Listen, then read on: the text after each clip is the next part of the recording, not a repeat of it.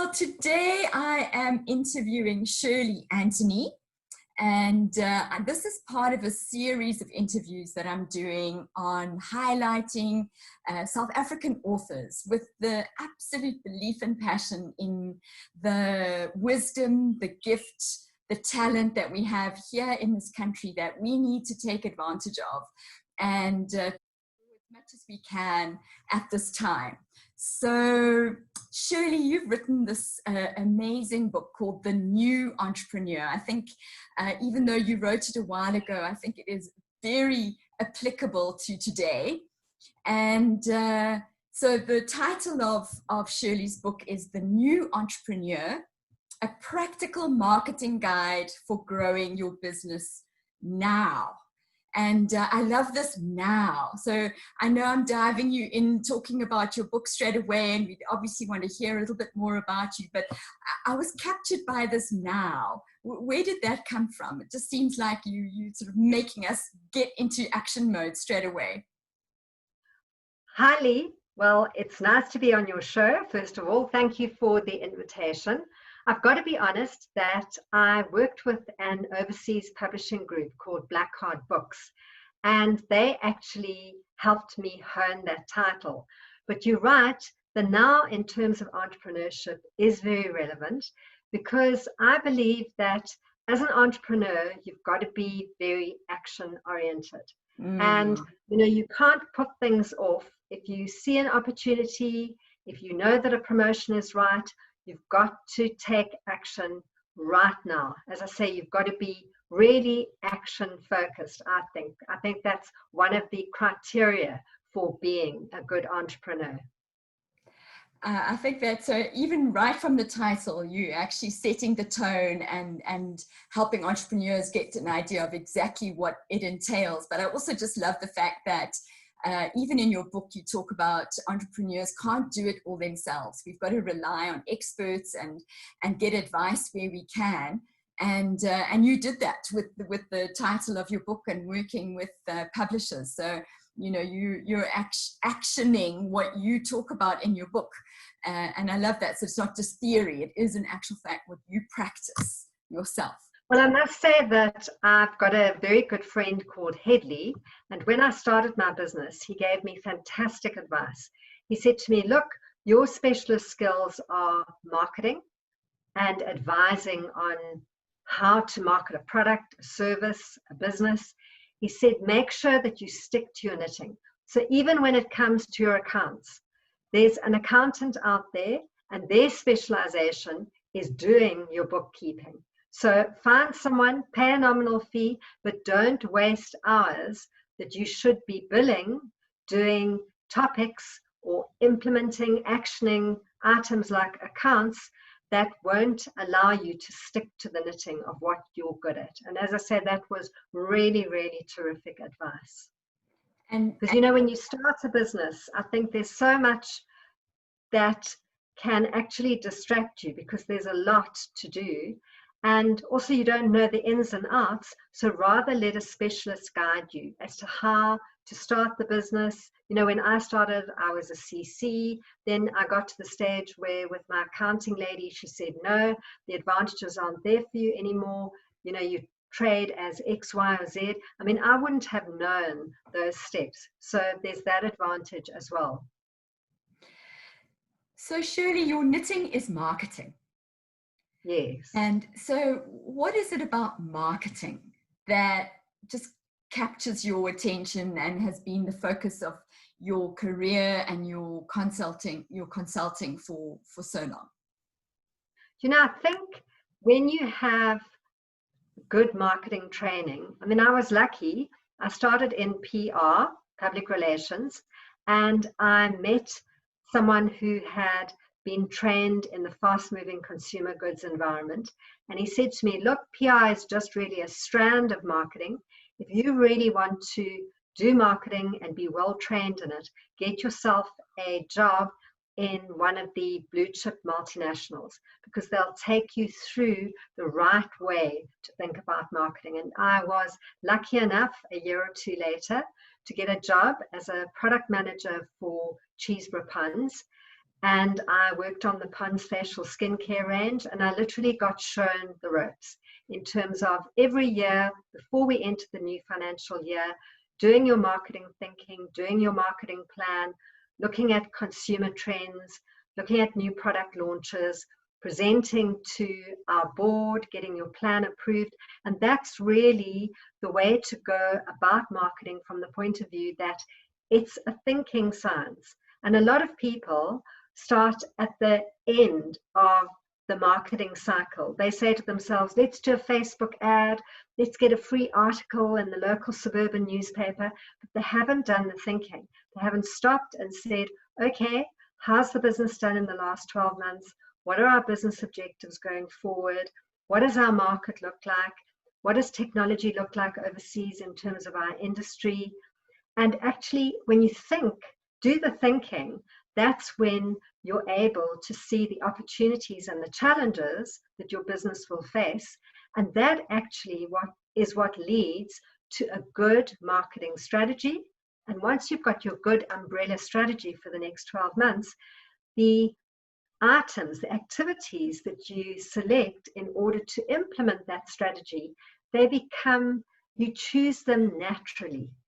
And it's not a case of, do I need to do a Facebook page? Well, what are you going to get out of the Facebook page? And the problem is, if you don't information collect and choose the right strategy and the right marketing plan, then you're going to say, oh, this marketing doesn't work for me.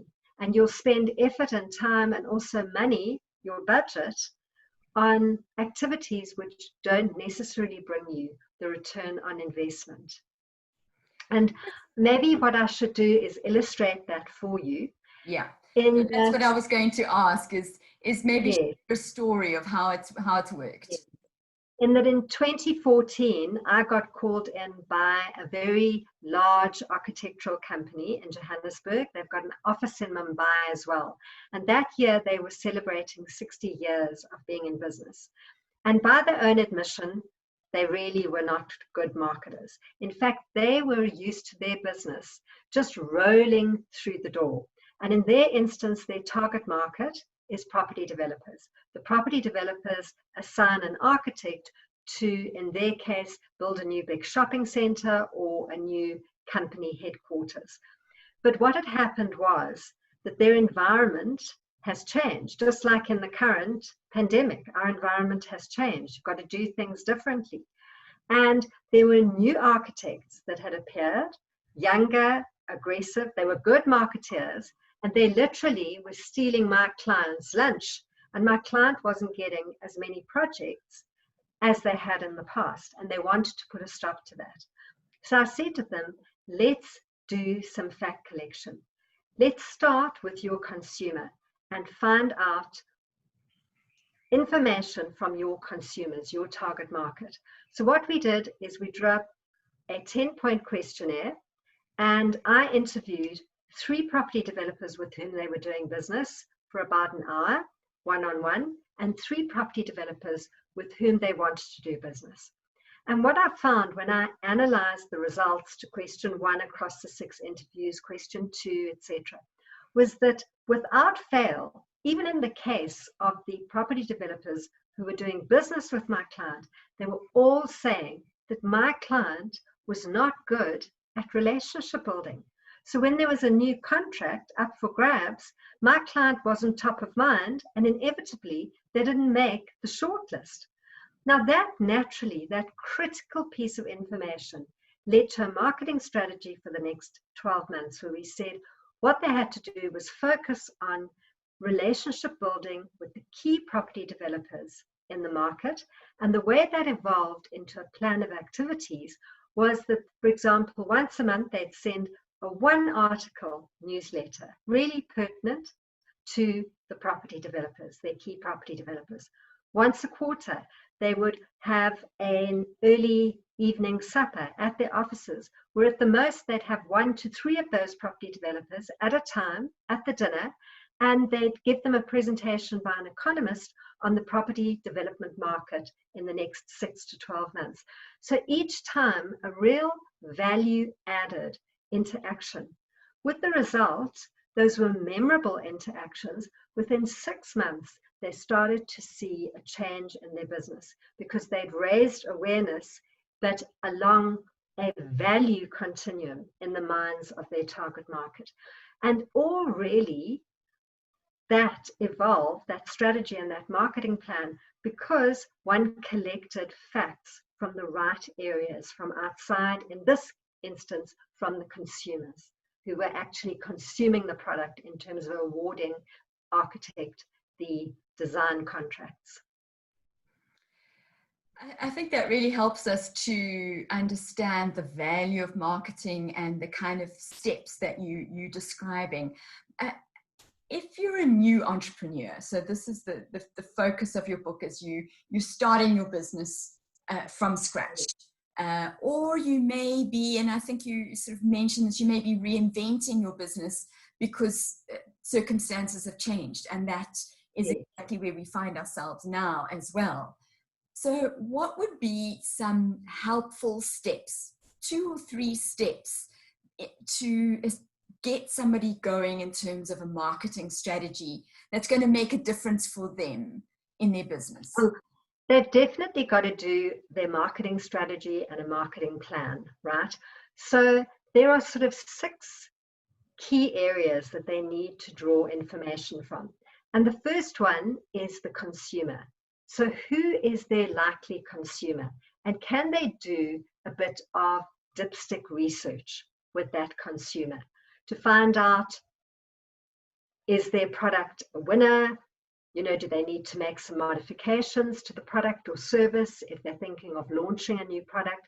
But not only that, this process could be followed every single year, because every single year you want a new marketing plan, because just as in the case of the architects, your environment changes. So you check in with your consumer. Then absolutely vital is look at the market that you're thinking of growing or going into. And you know, it's all this information with the internet is literally at our fingertips. You know, you can go into the Financial Mail archives over the last 12 months, and inevitably, if your market is big enough, they've probably done a feature about it, an article about it. You know, look at the segments in the market. You know, maybe you're an insurance broker and you've been selling endowment policies and life policies, but you do this little exercise and say, gee, I want to know how my market's been growing. And then reading up about your market, you find that suddenly unit trusts, they're a lower value sector than life policies and endowment policies, but percentage-wise, they've been growing better than those 2 sectors. So maybe that, in terms of your marketing strategy and plan, will cause you to say, gee, I'm going to start selling a unit trust product as well, so that I can take advantage of this new growth. So you see how examining these areas, collecting information, look at your competitors as well, because, you know, often they'll have done something on their website or look at their social media pages. How are their followers reacting to them? You know, you may see something that they've done that you can put a different spin on. And also make sure that you look at the global market for your industry as well, because there's ideas there. Maybe there's a new technology that you can be first to introduce into your country, and in that way gain a competitive advantage. You know, so you want to check in with the consumer, you want to look at that market, the segments, the size of it, you want to look at your competitors, and then also macro environmental factors are so important. You know, those are the factors that you can't influence as a business owner, but that are going to impact your business. And often there's an opportunity there. You know, I like to look at the macro factors by using the acronym PESTLE: politics and economics. Well, do you know, if economically at the moment people are stretched, you know, maybe if you're aware of that, that will lead you to bundle your products and maybe offer a discount if people pay cash for 2 or 3 products together. You know what I'm saying? Gleaning that information actually leads to the marketing solution. Look at social trends. The S in pestle stands for social trends. People at the moment, they want the people that they buy from, the companies, they want to feel that they are being looked after, that there's a sense of collaboration, that those businesses are doing good. Spa, for example, is very aware of that, and they're doing very well at the moment. And one spa in particular, about 2 weeks ago, when we moved to lockdown 4 in South Africa, the local stationer in Palm Grove, I think that's in Natal, and the Rocco Mamas who sell burgers, they opened in level 4.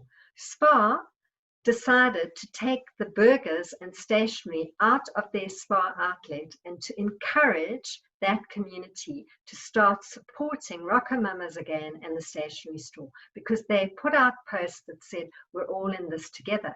Now, if you think about it, just by understanding that social trend, look how clever that spa franchise owner was in taking advantage of that, because I can tell you, people will want to shop at that spa again and again and again, and to support it in that community, because there's so much goodwill that has been engendered.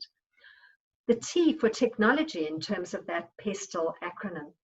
Look at what technology, I've referred to that before. I read an article about a lady called Shasta Jordan, and she's a yoga teacher. And when did we go down into lockdown? Around about the 20th of March or so. Well, she had a thriving business teaching post and pre-pregnancy yoga. And she had a studio, people would pitch up. Her business ceased to exist on the 20th of March when we went into lockdown, because people weren't coming to her studio anymore. So she did a bit of research and said, hey, yoga is very personal, intimate, but there's technology called Zoom. Can I do this online? She went, checked it out with some of her clients. Would they be prepared to watch an online version?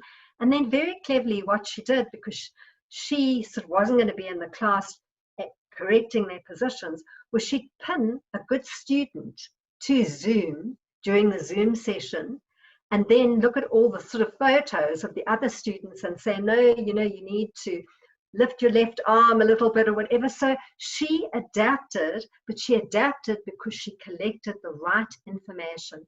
And also now what she's doing is she's offering yoga meditation classes for free, and she's attracted a whole lot of USA and German clients who now are paying for her yoga classes as well as attending her free yoga meditation classes. So she's got a bigger business now by a third than when she went into lockdown on the 20th of March. So look at how, if you collect the right information, then legal, make sure that you understand all the regulations pertaining to your business from these 5 phases of lockdown. How you can operate, because then it'll help you find a way to evolve and operate your business around the lockdown restrictions. And E, environmental. All of a sudden, I know I've read, I think you can see jellyfish in Venice, in the canals or whatever. I mean, people are loving this at the end of the day, that we are now looking after our environment. Maybe going back to the architect example, maybe that persuades them to launch a green architectural design product where their clients save on electricity and water, but also at the same time, they're able to say that they are operating in a green set of headquarters. So that will give you so much information. And then, so I've been through sort of 4 areas when you're doing a marketing plan or thinking about launching a business. Checking in with customers, looking at the market you want to go into, looking at competitors, looking at those pestle or macro environmental factors, and then also look inside the business. If it's an existing business and you're doing your annual marketing plan, you should be putting down your sales every month by product, by region, so that you get a trend. And now you can look back over the last 3 years and say, hey, was there a promotion that I ran that really gave me fantastic results, which maybe now during this pandemic, is appropriate and I can run again, and I know that it works because I've done it before. So there's so much information. I mean, I did a project in Rivonia for a group of executive coaches. And when I asked them if we could look at their trended sales figures, they said, we know we've got them, but we've never put them down. You know, I mean, you sort of think, gee, these are businesses, how are they operating? But anyway, they managed to put them down. And when we looked at the trend, 65% of their business was coming from repeat business.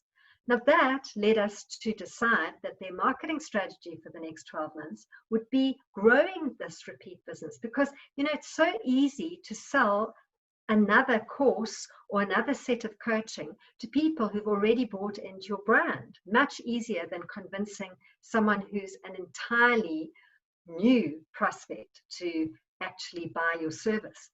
So the way we actually evolved that strategy into a marketing plan was, one of the major activities was to introduce an innovative loyalty program, which not only grew their business, existing business, but did also attract new clients who wanted to take advantage of the benefits of that program.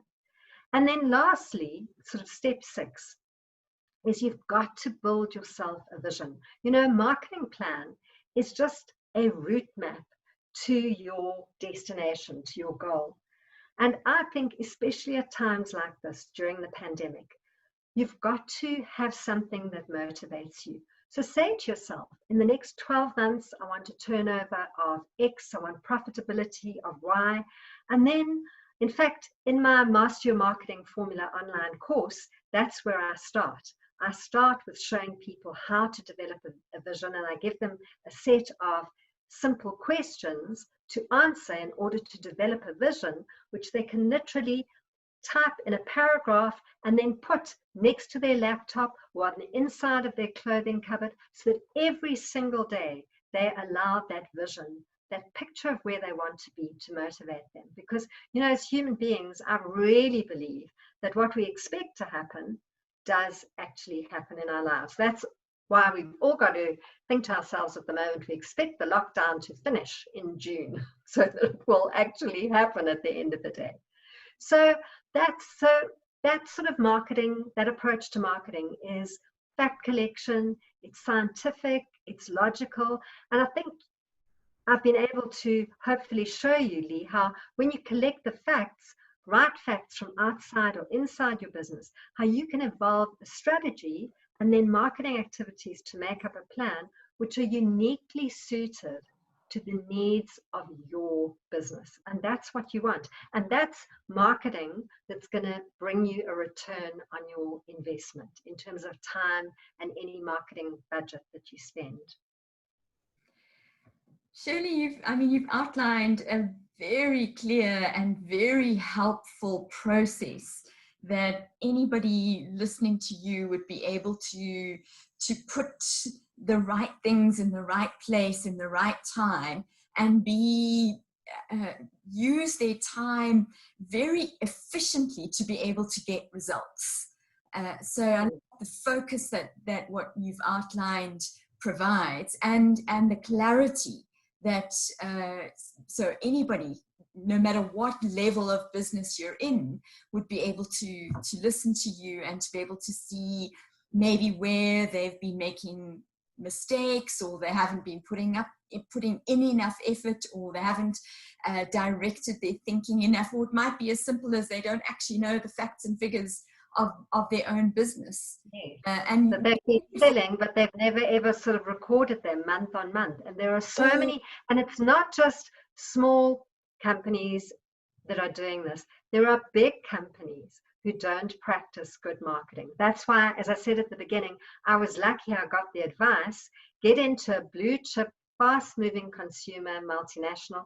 And I was very fortunate to be able to work on big brands like Oil of Olay, Med Lemon, Chotes, Clearasil, Every Sun, Suntan, and the companies had that approach. They understood how important it was every year to think about the market, the consumer, and to sit down and to do that planning, you know, and come up with the best plan to literally attack the market, because that's Mm. what you want to do, and attract the market as Mm. well. So when we think about the current situation, and the reality is that there are people who are being retrenched, who never thought maybe they would be entering into an entrepreneurial space. There may be people who are looking for new ways of diversifying their business because of the current situation. And so where do they, what is it that, what would you prioritize for them? You know, what, in terms of first steps, and that might not just be marketing, because I know in the new entrepreneur, you know, you are broader than just at marketing. And I appreciate that, because you also look at the personal, you also look at various other aspects that the new entrepreneur needs to consider in order to get going in their business. So if you look at the broader picture. I would say at the moment, you know, if you've got a job, look after that job, number one. You know, if you've got revenue coming in, and if you've got a job but you've got the urge to be an entrepreneur, I would say make sure that you've got savings. You know, prior to this, I probably would have said 6 months worth of savings, you know, to cover all your living expenses. Now I would say at least a year.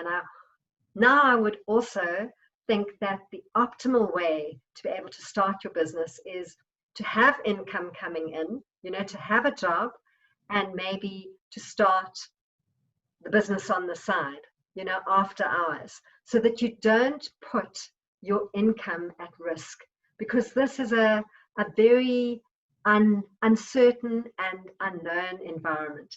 You know, if you can do all this work, you know, in a time when you've got income, you know, that's the opportunity to do all this finding out about the market, about the customer. I mean, imagine being in a position where you can secure a nice contract for your new business, you know, and then that allows you to say, gee, I've got the confidence to be able to resign from my job. Or maybe what you do, you structure it differently and you work a half day if you're able to, and you spend the other half of the day working on your business.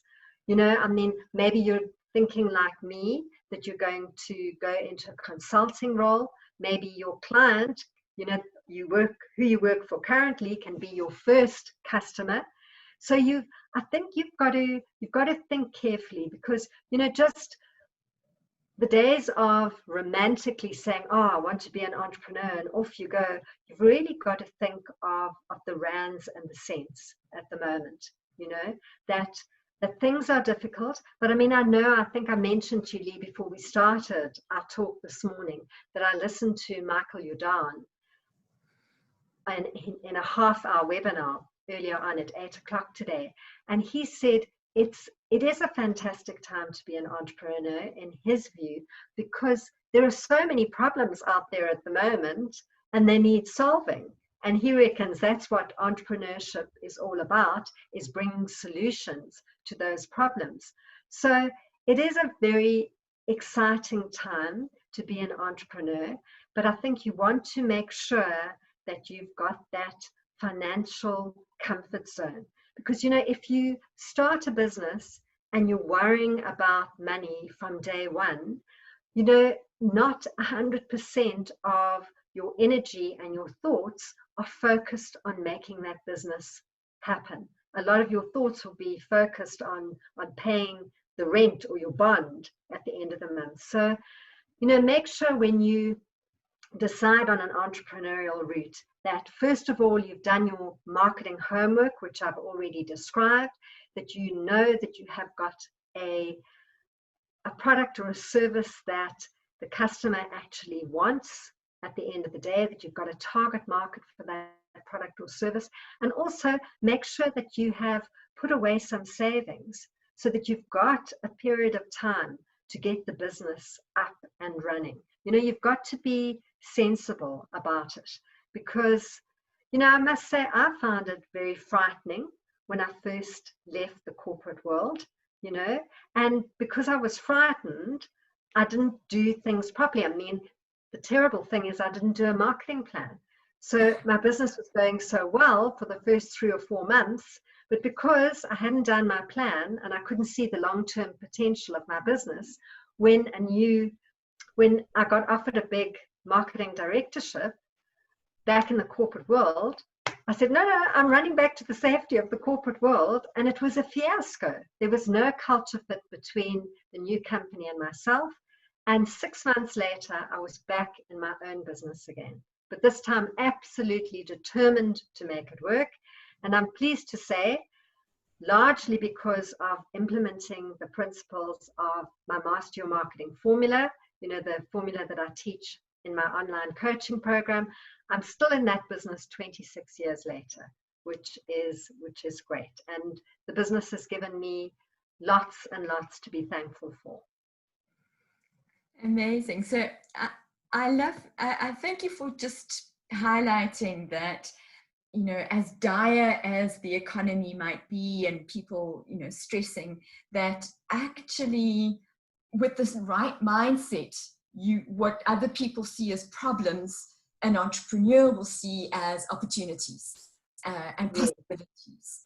And so that is the mindset that we need to have if we're thinking of starting a business, but also taking into consideration, as you were saying, just this being sensible, not diving in, managing the risk, being cautious, and so on. So one of the things in your book that you focus on and is this learning journey, is that really if you're in business, well, in life really, it's about lifelong learning. It's about constantly taking on board, whether it's life lessons, whether it's business lessons, and you've been giving us a lot so far of what we can learn. Maybe I could just ask you from a personal point of view, what lessons are you learning at the moment, or what's current for you, what's bubbling up for you that's saying, it might be something that I learned a long time ago and now I'm relearning it, or maybe there's something new. I think you've got to maintain your framework, so to speak. I mean, I noticed that even in the lockdown. Okay, I might have got out of bed an hour later or whatever, but you can't suddenly say, let your structure go and be all, I'll get dressed at 10 o'clock or whatever. You've got to keep that routine going. And if we relate it to entrepreneurship, to be quite honest, the fear in the morning would propel me out of bed, because I think, gee, I need to make a certain turnover at the end of the month. And I mean, when you're an entrepreneur, boy, you might have a cold or whatever it is, but this is a working day and that's it. You can't sort of take off unless you're absolutely man down. You know what I'm saying? So you need to be able to make sure, I think, that you're quite disciplined with yourself, and that you get to your desk. I mean, I always remember my dad, he had an insurance brokerage, and he had his office in His Majesty's building, which was next door to the Carlton Centre. I mean, that was years and years ago. But I remember he'd probably been going for about 25 years or so, and he decided to build on to their home in Bryanston, to build on his office and bring his lady assistant, to that office every day, to move from His Majesty's building. And even though he was a little bit older then and he was operating his business from home, so to speak, every day we would see him, and obviously I'd left home at that stage, we'd see him get up, he'd get dressed beautifully in his tie, shirt, his suit, he'd go into his office, and boy, if his office time was 7:45, he'd be at that desk at 7:45 in the morning. So you need to keep the same routines going, the same sense of discipline, because also, getting dressed up like that and made him feel good about himself. He felt professional. because he felt professional, he was professional with his clients when he met them, when he interfaced with them over the phone, etc. So it's very important. I think entrepreneurs, they need to be disciplined, and they need to also, you asked what are some of the sort of other issues other than marketing. They need to have a mentor, and I think it's worthwhile paying for the mentor if you don't have someone, who you feel is maybe older, wiser, got the experience. And also sometimes, when you're not paying for it, you can't keep on having your sessions and asking the questions, etc. There's only so much, I think, that a friendship will bear. And I think those mentors are like sounding boards, because, just like life, it has its ups and downs. So being a business owner has its ups and downs. Sometimes, you've gone after a contract, you get it, you feel absolutely fantastic. And in those moments, you've really got to celebrate, for that afternoon or that evening or whatever it is. But, sometimes you go after a contract. And I mean, I remember once I was after a Standard Bank piece of business, and there were two of us eventually in final contention, and the other person got the project. And I mean, I was devastated. And I remember a friend of mine, he took me, the Gautrain link to Pretoria had just opened, and he said, come and let's go on the train together, and we'll get off and walk and go for a drink and then catch the train back. And that was fantastic, because it sort of made me forget about how sorry I was feeling for myself that day. But the irony is that sometimes these things do happen for a reason, but you've got to find a way to bounce back. Because the next day I had to sort of say, well, I can't be crying over the missed Standard Bank project. Let's get on with it now, and you've got to, I think, you learn a certain degree of tenacity. But the irony about that particular incident was 3 months later, I got another Standard Bank contract. And the person who'd been appointed for the position, for the sort of contracting position from 3 months previously, she actually was reporting to me, and I was sort of like a team lead or whatever. So it was a much better contract, and far more profitable. So sometimes things have a way of working out, and there's a reason at the time that you don't get something that you're really after or whatever, but being tenacious, having a mentor you can talk to.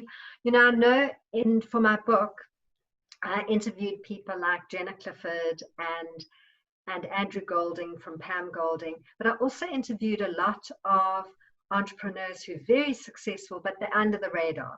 We don't know about them as household names.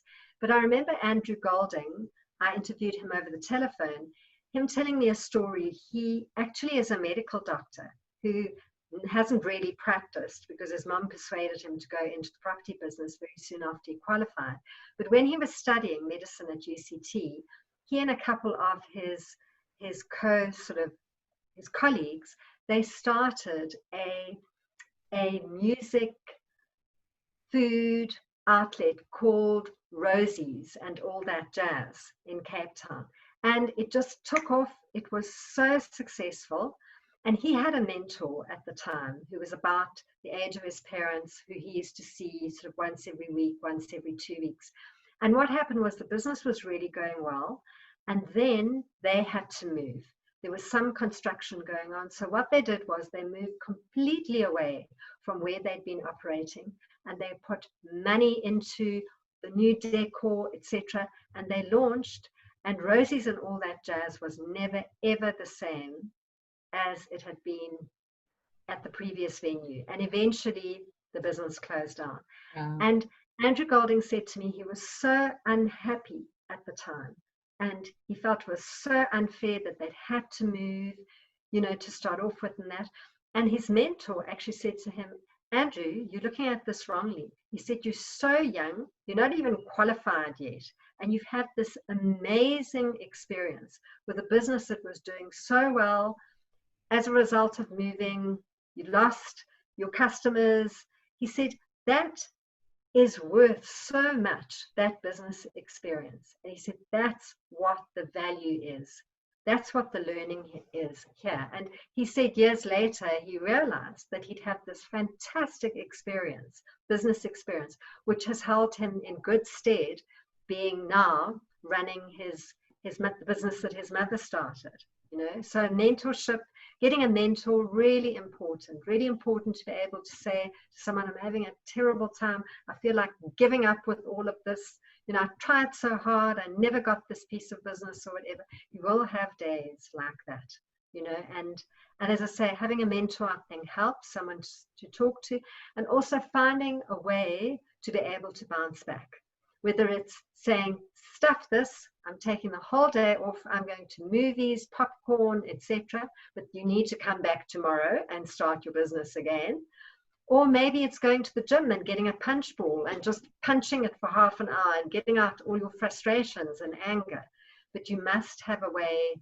And in the same voice, you also, a negative, when there's a positive, you must also celebrate the positives as well. The getting of that new contract, the making of a turnover quarterly target or whatever it is. I mean, I remember if I would make my quarterly turnover target in the first couple of years that I'd started, I would take the afternoon off and I'd go, I have a big piece of cake at a really nice restaurant and a Milo or whatever, and I used to just sit there and I'd love it. And I always remember once a client phoned me and she said to me, now you aren't sort of like sitting with a cup of tea somewhere or whatever. And I mean, she just said it as a joke. And that's exactly what I was doing. Having a drink, having a nice piece of cake. Of course, I didn't answer that question. Yeah. Now I'm in a meeting, I'm sure you said. Probably, yeah.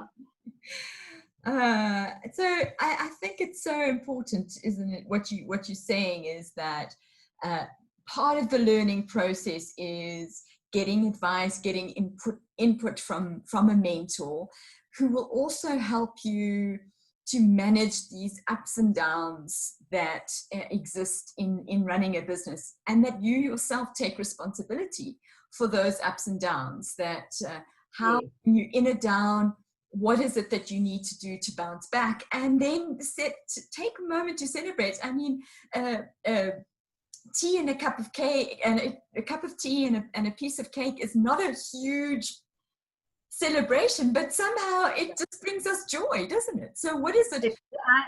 You're right. It was little, but it brought me such joy. I can't tell you. I just absolutely love it. That for one afternoon or a couple of hours, I could go, okay, I'm not worrying about any clients right now. I am just sitting, really, really enjoying myself. You're right. Yeah. And in lockdown, we have to be creative about that, don't we? I mean, there's not our favorite coffee shop isn't necessarily open. It's funny, my husband and I both got a little SMS, as I'm sure many people have, from Fisherways. I'm doing a great ad for them. And so there's a link saying, we're now open, we deliver safely. And my husband and I both looked at each other and said, Friday night, we are having fish and chips. It's just again, something small, but but such a treat that you have been denied for the last couple of weeks, because I know there's a person here in my cluster complex, and she's got a bakery, and now she's made us all aware that she's got croissants and lovely breads and honey and everything. And it's so nice on a Saturday morning just to be able to text her and say, look, can we come and buy 6 croissants from you? And we just go 50 meters down the track here and come back with these croissants, which we can make piping hot in the oven, and then it's a real, real treat. It really is. And I love that, if we just come back to our conversation about entrepreneurship, because it's another little story of somebody who's reinventing their business, who is seeing opportunity and possibility where others might not have. And I think what I'm excited about in this new dispensation that we find ourselves in is that we appreciating local and seeing that the artisanship, the the abilities, the skills that we have around us are the things that are precious and have value. So, and I think this, hopefully this will, you know, what you've been talking about in terms from stimulated from your book, from your experience, that entrepreneurs will start to be awakened to these possibilities. And you know, sometimes it's the littlest thing. Like my partner, for example, he's got a manufacturing business, and I've been helping him with some copy that he's been writing. He's been looking at, you know, lessons from the Great Depression, you know, how what businesses actually were born and how people were determined. And he's just been sort of like in very short text, 50 words or whatever, communicating some of this to his customers, you know, and then saying, obviously, this is what, you know, how he can help them. And I mean, I think he put a special offer together, etc. And I mean, he's had great feedback from a couple of them who said, gee, you know, this is so motivating. We shared it with our staff. Yes, we've got to keep on going. We are these survivalist entrepreneurs like they had in the Great Depression, etc. So people really, we don't think we need it, but we do. We need to be cosseted at the moment. And, you know, that's why talking to your customers at the moment, and not even from a business perspective sometimes, just giving them a call and saying, listen, how are you actually doing, you know, through all of this? I mean, gee, you know, how are you performing during the lockdown? You know, what are your challenges, your issues? And in doing that, you know, you build your brand equity with your customer because they realize you aren't, it's not just about selling, you're also interested in them. You're asking genuinely as a person, you know. So don't, I read something the other day, go dark on your brand at the moment. Don't stop communicating. I think it's very important to communicate. And I like the way Woolworths have been doing it. You know, I've been reading those emails. You know, they're frequent, they come out, this is how we're protecting our staff, this is how, you know, we're protecting our customers, this is how we're doing business online. Now the latest is you can put a little bag together within Woolworths, put a couple of tin food items, non-perishables. They're handing these out to people who don't have meals, etc. I mean, I really like that. They've really made you feel that we're together, all of us, them as our supplier, we as their customer, and that's very important that people create this collaborative essence around their brands at the moment, because those are the brands that actually will survive. Well, Shirley, it's been amazing. I've so enjoyed just listening to your stories, your experience, the process that you've offered, the advice, and you also are offering something to those who listen to this interview. And the first thing is, wonderfully, for anybody who thinks this you know, information is out of reach. No, it's not. Shirley is offering her book as a free ebook, and so we will put the link to her website for those of you who want it immediately. It's www.marbreak.com, but we will put the link below on this interview so that you can go through to it and register there, and you can get a free download of the New Entrepreneur, a practical marketing guide for growing your business now. And then you also are doing a special offer for 3 listeners in particular. Shirley, won't you just talk us through that? What would people need to do if they want to get I call it a next level breakthrough session, and it's a 45-minute session on Zoom. And what people need to do in order to qualify for that, if they could just send me an email and address the email to Lee, I think you've got my email address, shirley@marbreak.co.za, and just refer to Lee, and I'll know how you heard about the special offer from the interview with Lee. And what I'll do is, you know, say you'd like to apply for the free 45-minute next level breakthrough session.